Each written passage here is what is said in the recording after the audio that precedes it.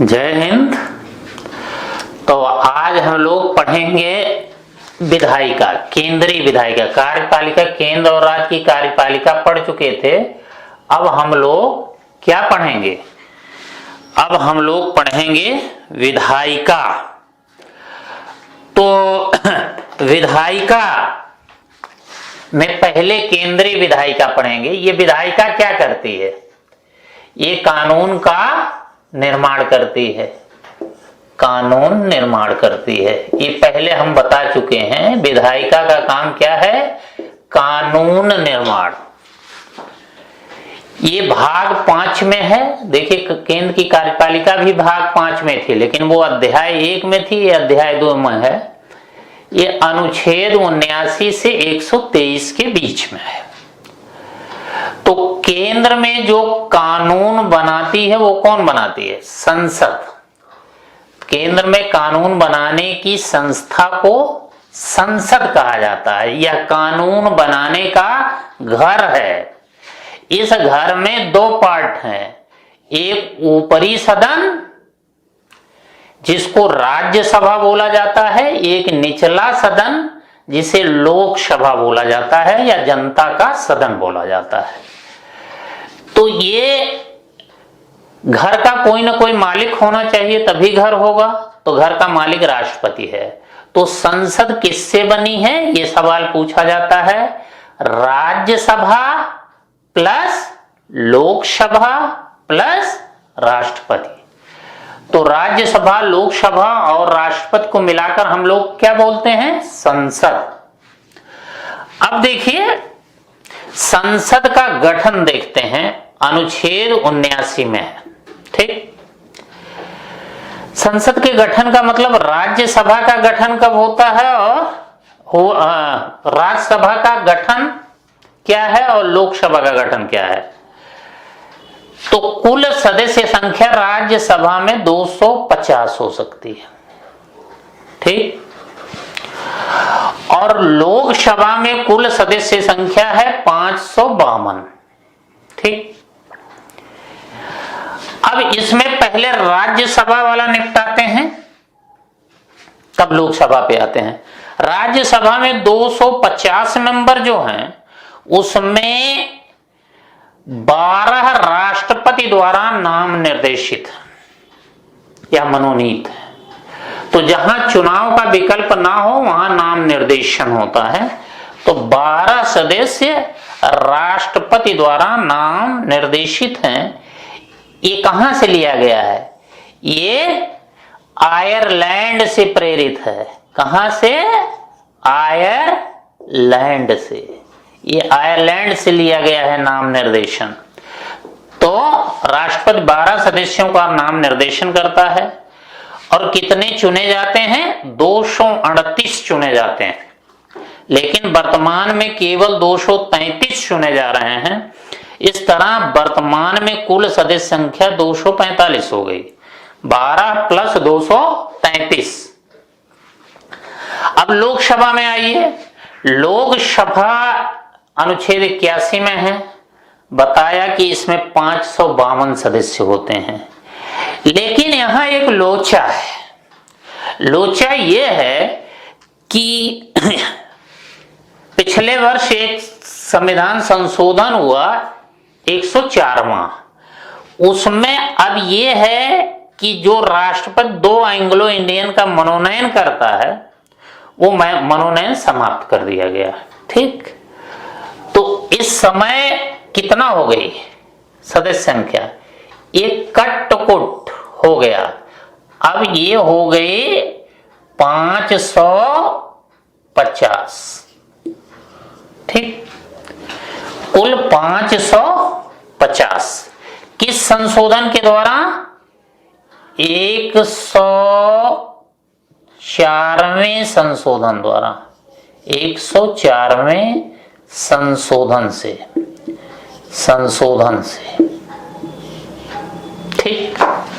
यहां देखिए, ये 550 जो है, पहले तो 552 में 550 जनता द्वारा चुने जाते थे और 2 एंग्लो इंडियन का मनोनयन राष्ट्रपति करता था।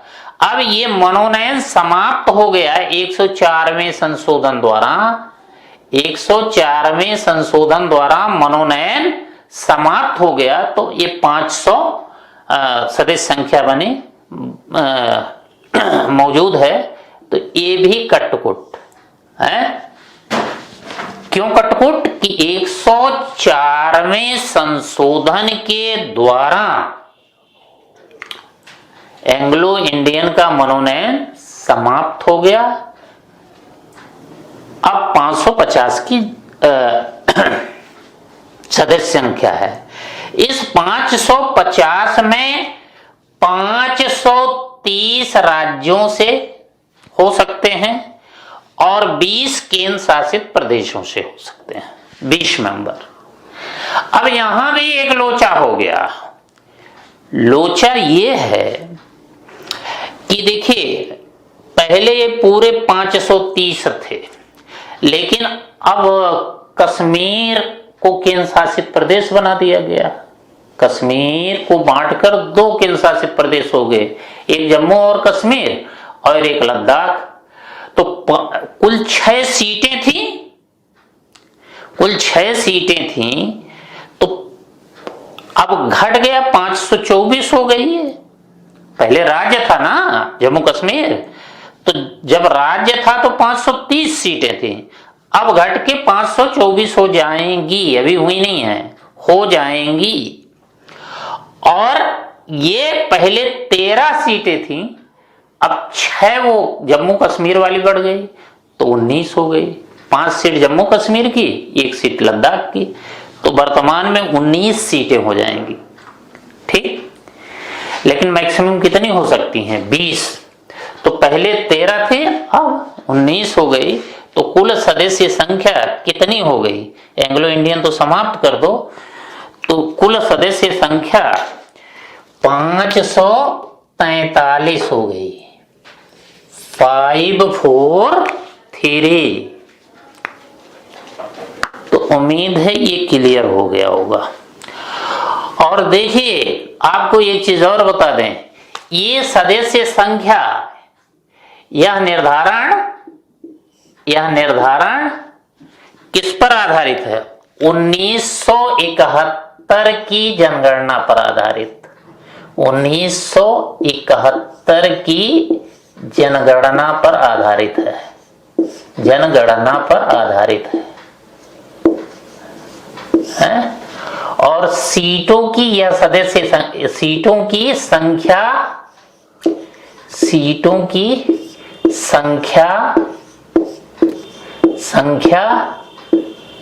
2026 तक यही बनी रहेगी।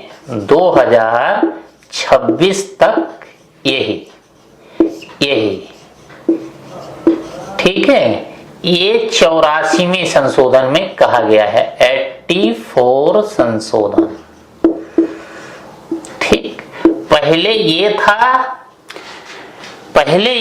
कि 1971 की जनगणना पर सीटों का निर्धारण हुआ है, यह 2000 तक लागू रहेगा।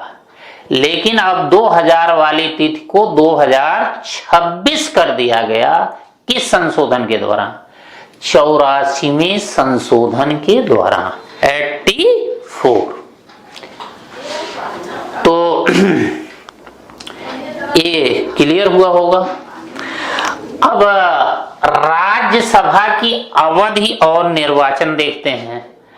राज्यसभा की अवधि की जहां तक बात है, ये अस्थाई सदन है। अस्थाई सदन का मतलब इसे कभी भी समाप्त नहीं किया जा सकता, इसे कभी भी भंग नहीं किया जा सकता। तो इसके सदस्यों का कार्यकाल 6 वर्ष।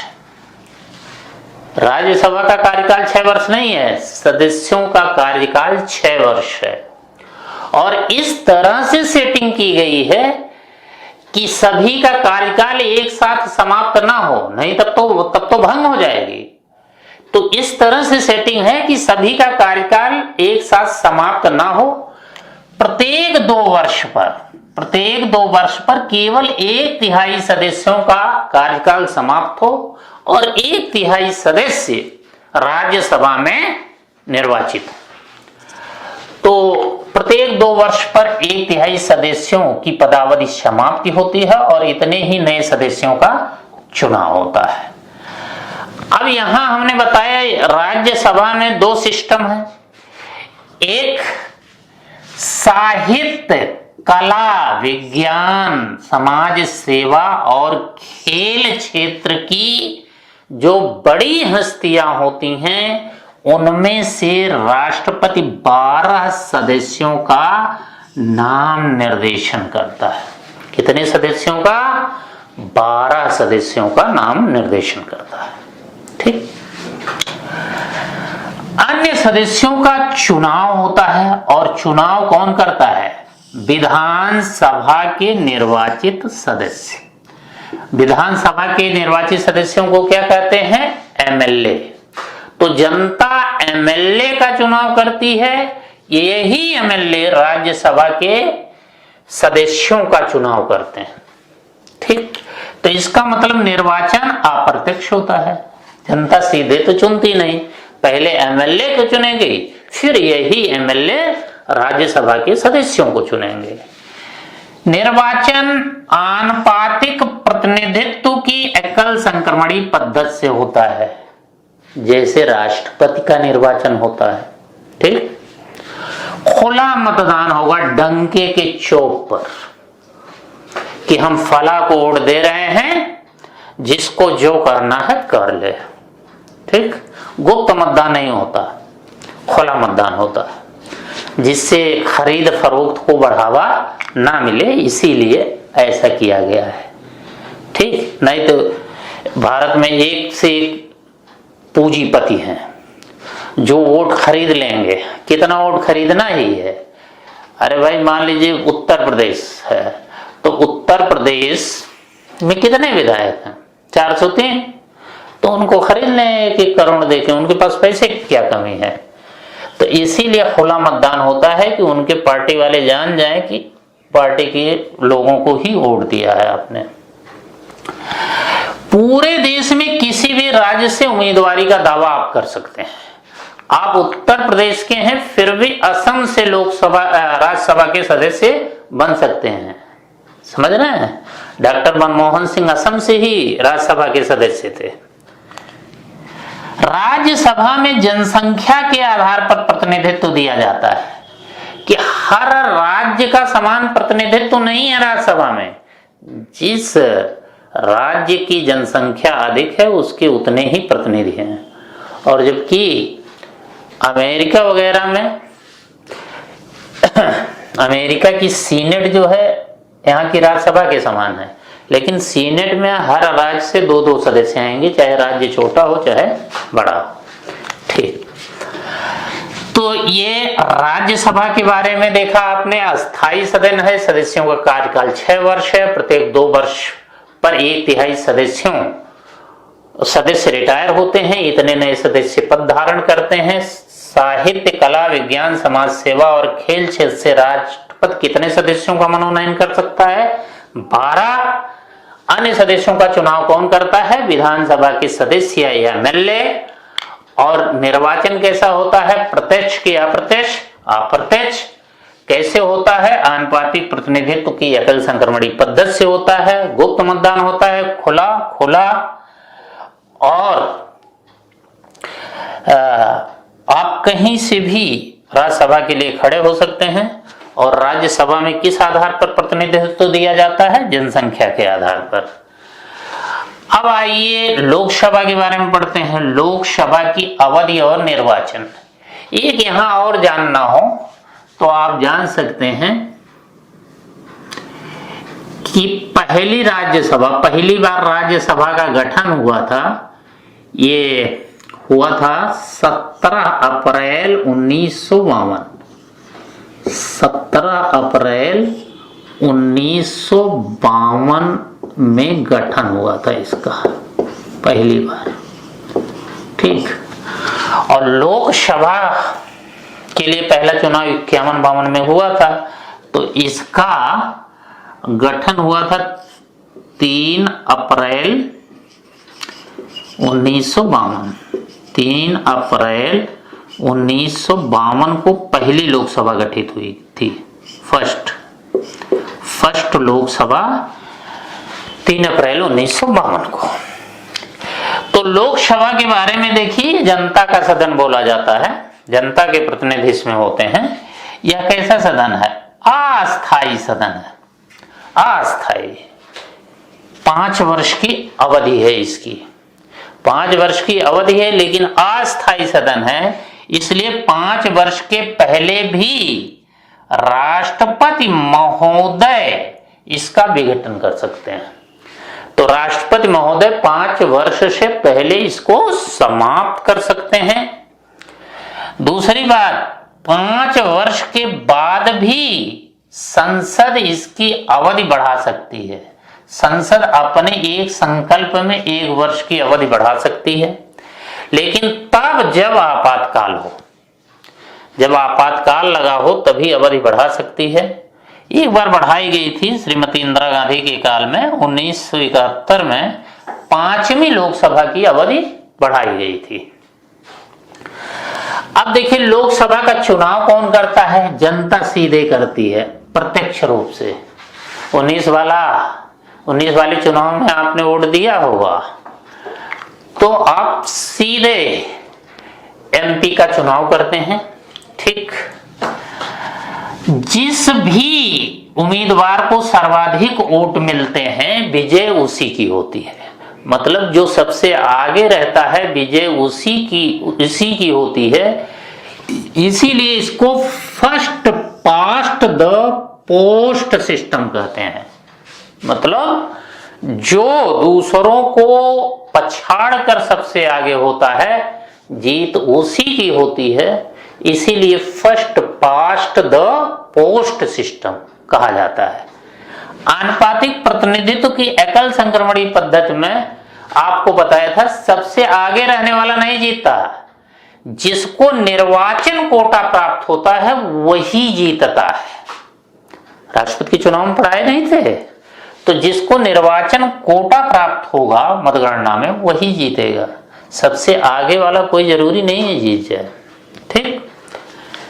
अब योग्यताएं देखिए, योग्यताओं में और सारी चीजें आप प्राइमरी क्लास में पढ़े होंगे। भारत का नागरिक हो, पागल दिवालिया ना हो, सजा याफ्ता ना हो।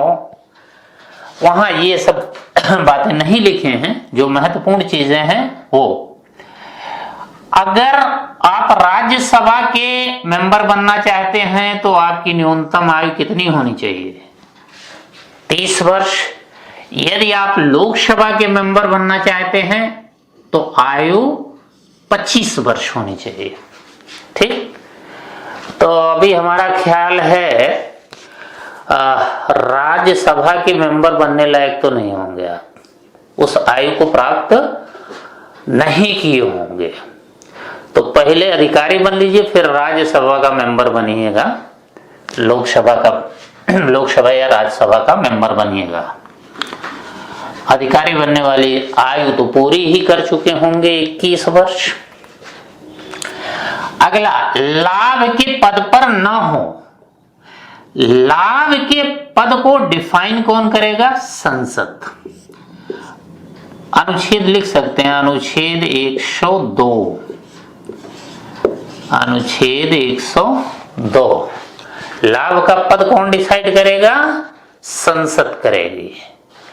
अब अयोग्य घोषित किया जाना, अयोग्यता का निर्धारण कैसे होता है?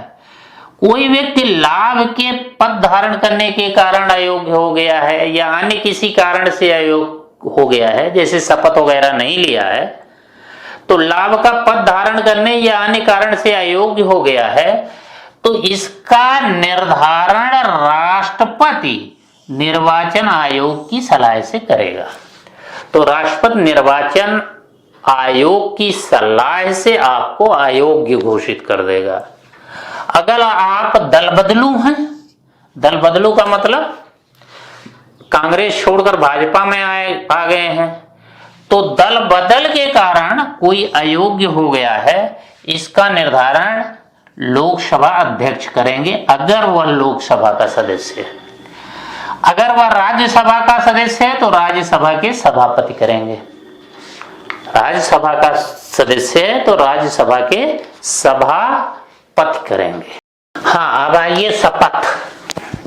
शपथ में देखिए, राष्ट्रपति के समक्ष शपथ लेते हैं संसद सदस्य, लेकिन राष्ट्रपति बुढ़ा आदमी होता है तो इतना देर खड़ा नहीं रह सकता, इसलिए वह पहले एक वरिष्ठ सदस्य को शपथ दिला देता है।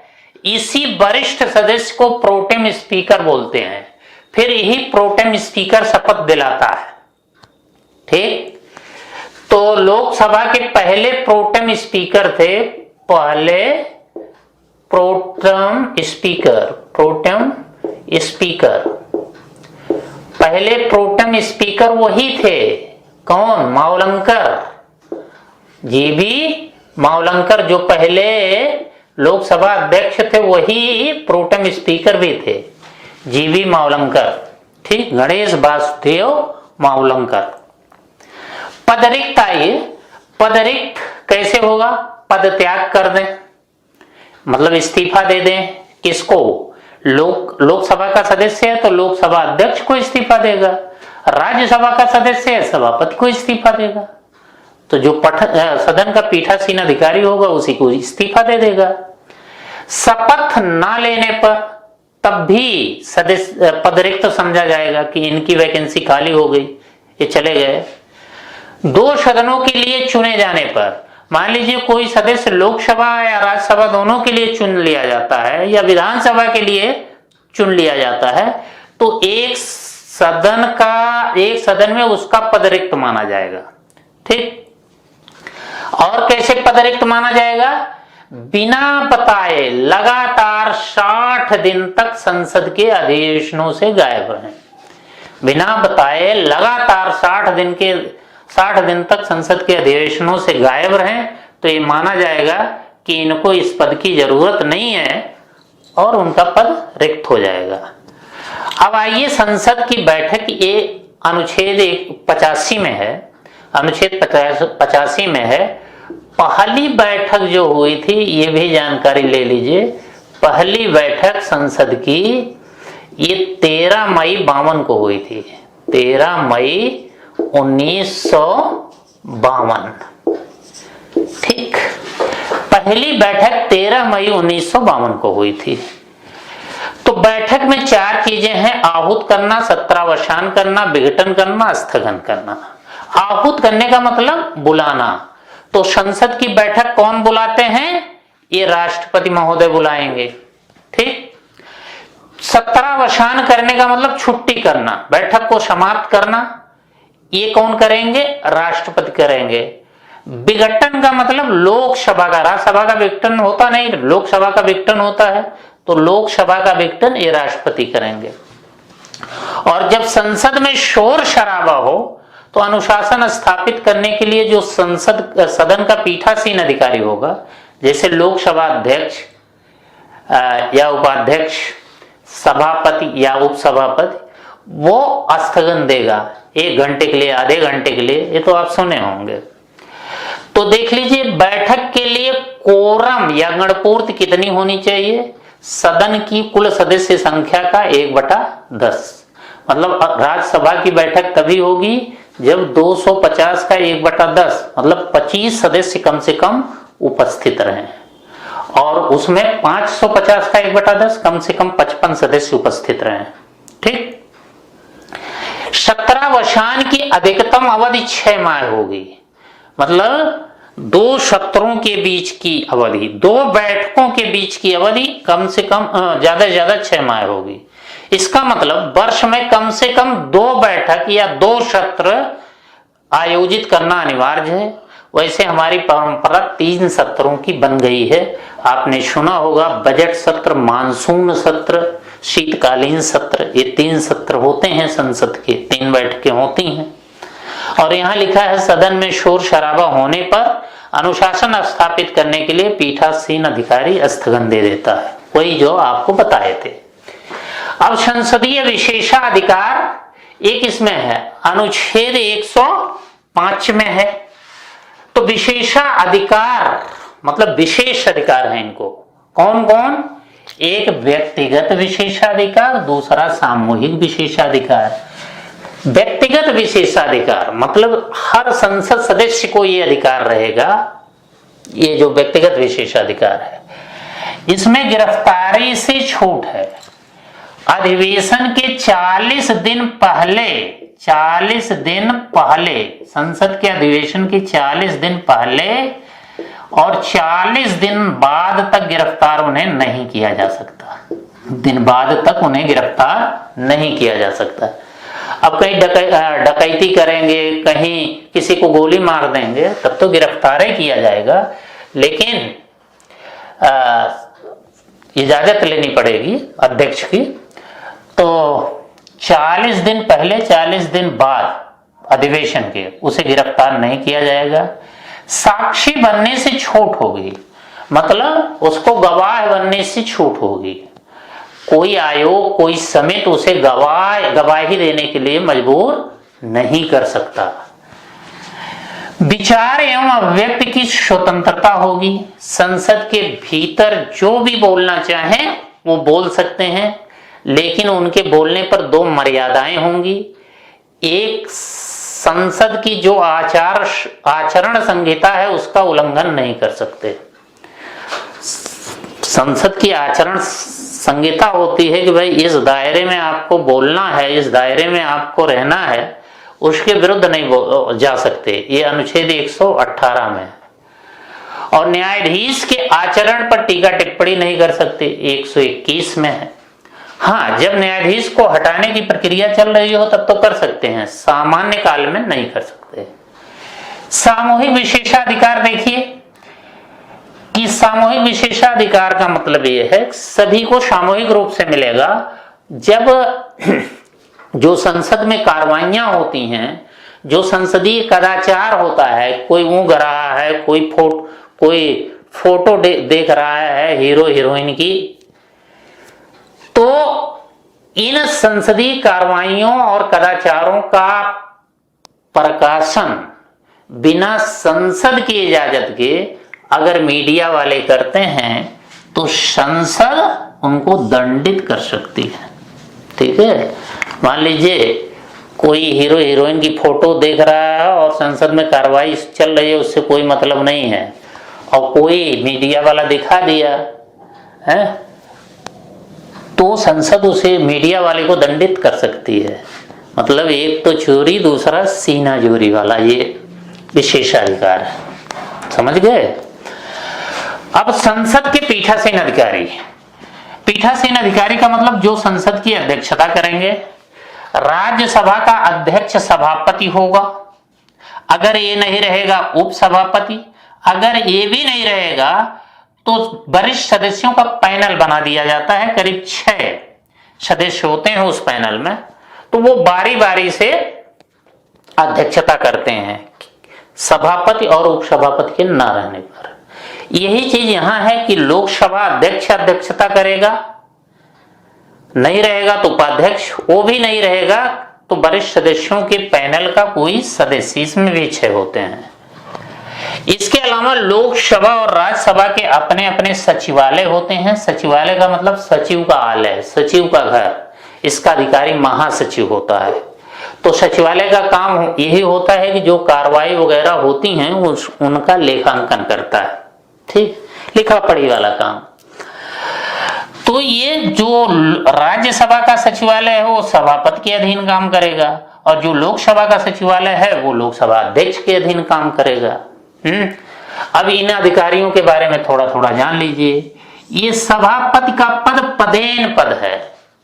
पदेन पद का मतलब कोई पद धारण करने के कारण जो पद मिलता है वही पदेन पद होता है। जैसे जो भी उपराष्ट्रपति होगा इस पदेन पद को धारण कर देगा। जैसे अगर आप किसी के पति बन गए तो उसी दिन आप क्या बन जाएंगे? उसी दिन किसी के जीजा, किसी के फूफा, किसी के मौसा बन जाएंगे। तो ये जीजा मौसा वाला पद कैसा पद है? ये पदेन पद है। और ओरिजिनल पद कौन है? पति वाला। ठीक है, ये पदेन पद है। तो उपराष्ट्रपति जो भी होगा वही सभापति के पद को धारण करेगा। इसका मतलब यह है कि उपराष्ट्रपति ऐसा अधिकारी है जो राज्यसभा का सदस्य न होते हुए भी राज्यसभा की अध्यक्षता करता है। यह सवाल पूछा जाता है कि वह कौन सा अधिकारी है जो सदन का सदस्य नहीं है फिर भी अध्यक्षता करता है, तो वो सभापति है। उपसभापति देखिए, उपसभापति को राज्यसभा के सदस्य चुनेंगे, वही हटाएंगे भी, और इनका कार्यकाल 6 वर्ष होता है। इनको भी संचित निश्चय ही वेतन दिया जाता है। लोकसभा अध्यक्ष, आइए, लोकसभा अध्यक्ष 93 में है। इनका निर्वाचन होता है कि नियुक्ति होती है, ये पूछा जाता है। तो इनका निर्वाचन होता है, लोकसभा के सभी सदस्य निर्वाचन करते हैं। वैसे परंपरा बन गई है कि आम सहमति से चुन लिया जाए, ये लड़ाई ना हो, मतलब तनातनी ना हो, क्योंकि इनकी स्थिति बड़ी ही निष्पक्ष होती है। अब पता चला कि जिसने वोट नहीं दिया अब वही खुंदस ले रहे हैं और कहें कि हम तुम्हें सबसे पीछे सदन में बैठाएंगे, तुमको बोलने नहीं देंगे, तो खुंदस निकालें, ये ठीक नहीं है। इसीलिए भारत में ये परंपरा बनती जा रही है कि इसको आम सहमति से चुन लिया जाए, लेकिन चुन लिया जाए, ये ध्यान रखें। तो आम सहमति बनाने के लिए प्रायः लोकसभा अध्यक्ष सत्ता पक्ष को दे दिया जाता है और उपाध्यक्ष विपक्ष को दे दिया जाता है। पदावधि इनकी क्या होगी? निर्वाचन तिथि से नई लोकसभा की प्रथम बैठक तक। ध्यान रहे, निर्वाचन तिथि से नई लोकसभा की प्रथम बैठक तक। और किसी अधिकारी का जो पद होता है वो शपथ ग्रहण करने से लेकर होता है, लेकिन ये शपथ पद की ग्रहण नहीं करते, इसलिए इनका माना जाएगा निर्वाचन तिथि से नई लोकसभा के गठन की प्रथम बैठक तक होगा। कैसे हटाए जाते हैं? लोकसभा के सदस्य साधारण बहुमत से अविश्वास प्रस्ताव पारित कर देंगे और हट जाएंगे। लेकिन हटाए जाने के लिए कुछ शर्तें भी हैं। 14 दिन पूर्व सूचना देनी पड़ेगी, इनको अपना पक्ष रखने का अधिकार देना पड़ेगा। इस दौरान ये अध्यक्षता नहीं करेंगे सदन की, निर्णायक मत भी नहीं देंगे। निर्णायक मत का मतलब जब पक्ष विपक्ष में मत बराबर होता है तो लोकसभा अध्यक्ष निर्णायक मत देता है जिससे निर्णय हो सके। ठीक है। शपथ, अपने पद की शपथ नहीं लेते। एमपी वाली शपथ तो लेंगे ही, एमपी वाली शपथ लेते हैं, एमपी वाली शपथ लेते हैं पहले से, लेकिन अपने पद की शपथ नहीं लेते। वेतन इनका 4 लाख है, संचित निधि पर भारित है। इनकी शक्तियां क्या हैं? लोकसभा की अध्यक्षता करते हैं, राज्यसभा और लोकसभा की संयुक्त बैठक होती है तो उसकी भी अध्यक्षता करते हैं, पक्ष विपक्ष में मत बराबर होने पर निर्णायक मत देते हैं। ठीक है। एमपी वाला मत नहीं देते, ये ध्यान रहे। एमपी भी तो होते हैं, एमपी वाला मत नहीं देते, ये ध्यान रहे, मत नहीं देते। ये एमपी भी तो होते हैं, केवल निर्णायक मत देते हैं। किसी विधेयक पर अगर हस्ताक्षर कर दे तो वो धन विधेयक हो जाएगा। धन विधेयक को प्रमाणित करते हैं, सदन की आचार संहिता का पालन करवाते हैं। अगर सदन में शोर शराबा होने लगेगा तो स्थगन दे देंगे, या अगर कोई बहुत बदतमीजी करता है तो वहां पुलिस होती है तो उस पुलिस को मार्शल करते हैं, मार्शल द्वारा बाहर निकलवा देंगे। मतलब एक तरह से ये है कि लोकसभा अध्यक्ष लोकसभा के विवेक प्रहरी हैं, वही करता धरता है, जो चाहे वो करें। कहां कौन बैठेगा, किस नंबर पर कौन बोलेगा, यही तय करेंगे। तो ये लोकसभा अध्यक्ष हो गया। तो इस तरह से हमने संसद के बारे में सारी बातें आपको बता दी। कुछ होमवर्क लीजिए, कमेंट करिएगा एक तो यही बता दीजिएगा, हमने लिखाया नहीं, बहुत इंपॉर्टेंट भी नहीं है, कि उपसभापति और उपाध्यक्ष का वेतन कितना होता है। ठीक। और दूसरा, इस समय उपसभापति कौन है और लोकसभा का उपाध्यक्ष कौन है, ये कमेंट करके बताइएगा। यहीं पर हम समाप्त करते हैं। धन्यवाद।